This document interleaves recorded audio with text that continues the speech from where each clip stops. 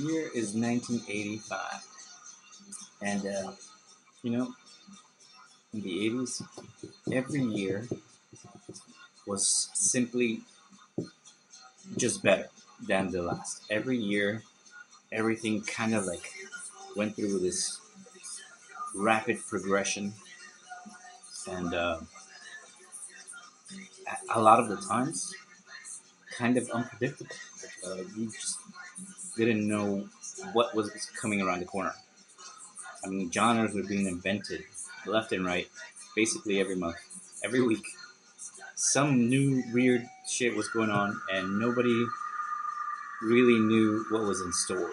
So but every year it just got better, better music, better musicians, new genres, better genres. I don't know, but you had it all. You had Heavy Metal Magazine going strong, fueling the creativity, fantasy and escapism, and the music was no longer as predictable as it was in the '70s, like the hard rock and the metal. It just got a whole lot better every year. Like thrash metal, I guess, debuted officially in 1983, and every year, like thrash bands, the bigger ones or even the little ones, just brought more and more to the table. Everything was sort of progressing nicely. You saw a leap from Kill 'Em All to Ride the Lightning. Amazing. And then you had Master Puppets in '86. That was hugely that everything that was in between those years from other bands was just fascinating. It was just interesting shit, like awesome. For example, I mean, that's so much better than King Diamond. Yeah, 1985 was a great year to be alive and to just witness shit like this coming at you out of nowhere. What else did you have in '85? You had Metal Heart. Now this was supposedly the breakout record where Accept was gonna make it, but they made it nowhere fast because for I don't know what reason. Like, I mean, ACDC was big, and Brian Johnson's voice is very grating, but Uda's voice is, I guess, is a little bit more grating. But I really don't understand why this didn't take off. A lot of metalheads liked it, but a lot of metalheads just didn't even know that fucking Accept existed for some reason. But I'm blaming all the people that saw them live in America. They did an American tour. I'm blaming all those people for not buying and supporting Accept, so they could have been like mega huge. It's like the money wasn't there, and I guess maybe their egos got affected. I don't know. But the record after this, it was pretty generic, and I think it wasn't pushed as much as well. But they had some success with this album, and they did some videos, and they actually were the only band, I think the first band to show us how, like, mounting 1,000 cameras all over their rehearsal spaces.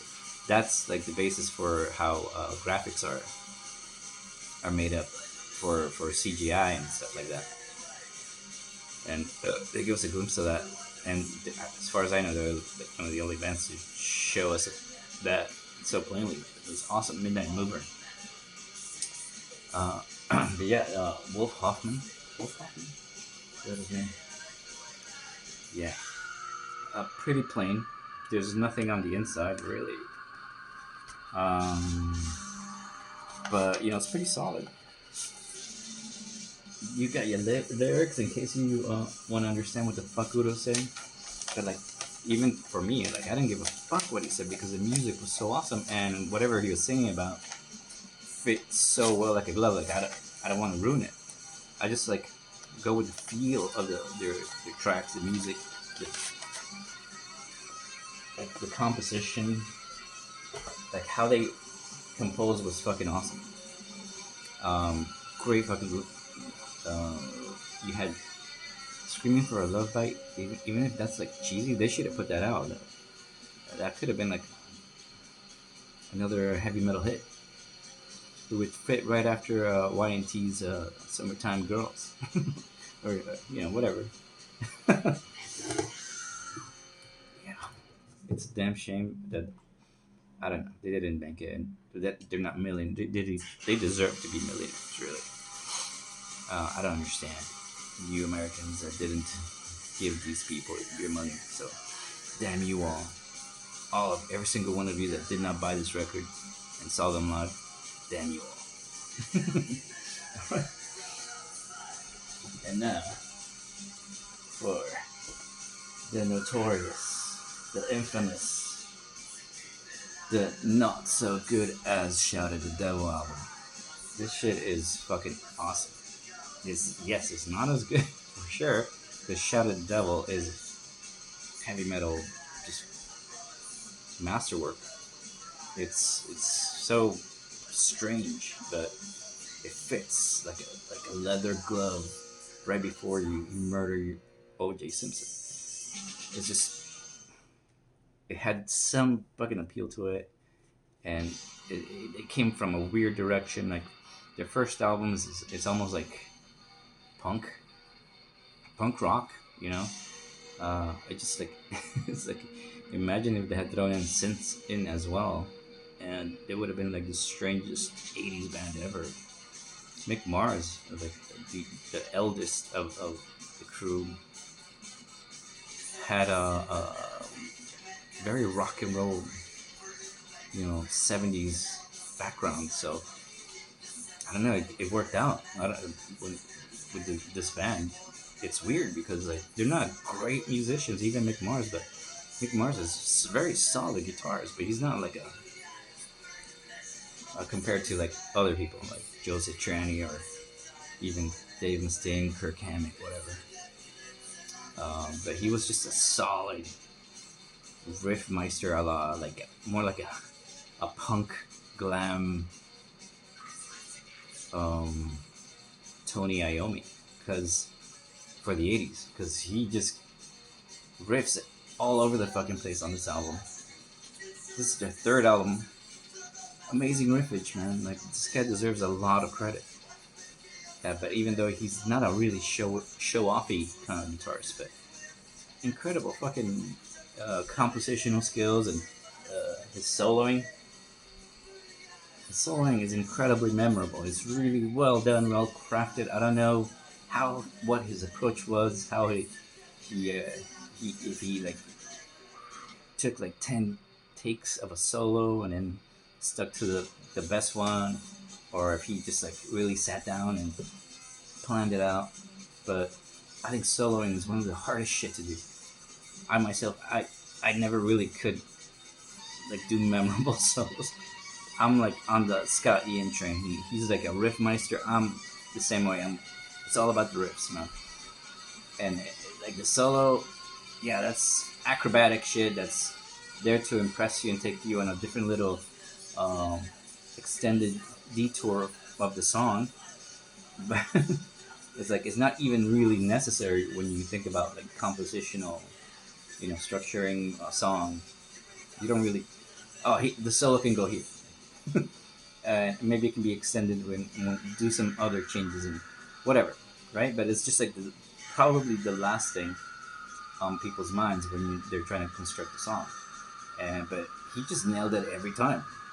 I would be really curious to know like how the fuck do people lay down classic solos like that? It must have been like 100 takes. I'm guessing, I used to compose a lot of songs myself, and I never give a fuck about the solos that much. I'll just like noodle some weird shit high on the frets, and that's it, right? It's good enough. Like we people gotta focus on the fucking riffs and the song itself. Like I'm not here to fucking win Grammy prizes for my soloing skills, or my fingering skills. It's about composition. Composition is really what will set your band apart.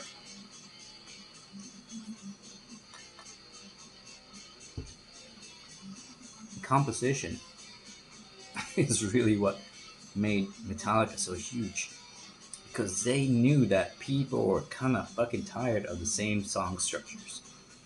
Yeah, they do have some that are very generic or standard compositions, right? But if for almost every fucking song they wrote, they try to like mess with the fucking listener. They didn't do the whole 4 bars. They did like maybe a third of it, or they did 5 bars instead of 4, and then switched. Like they switched tempos like at a drop of a dime. So that in itself shows you real compositional prowess.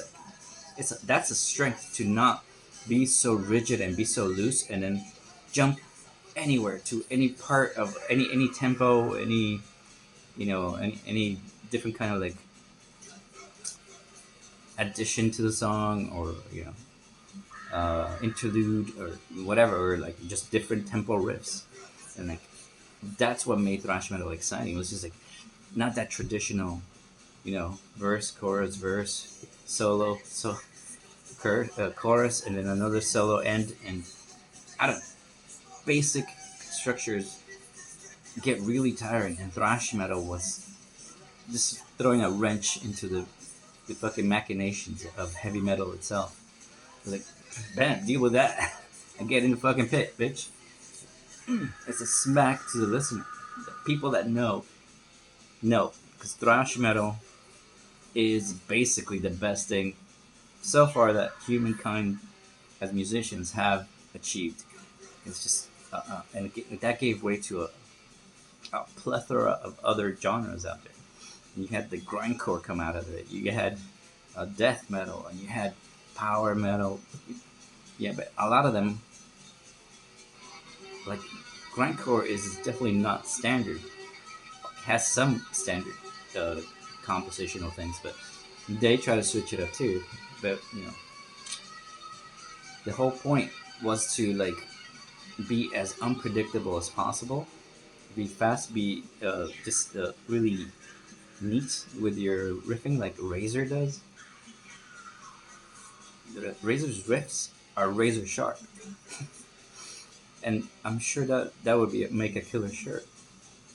Um, but that was the whole point. Like, you could clearly hear the guitar or the guitars, and then you had them harmonizing, and it's just an amazing time for music. 1985. Yeah, I'm down with that. Bring 1985 back every year.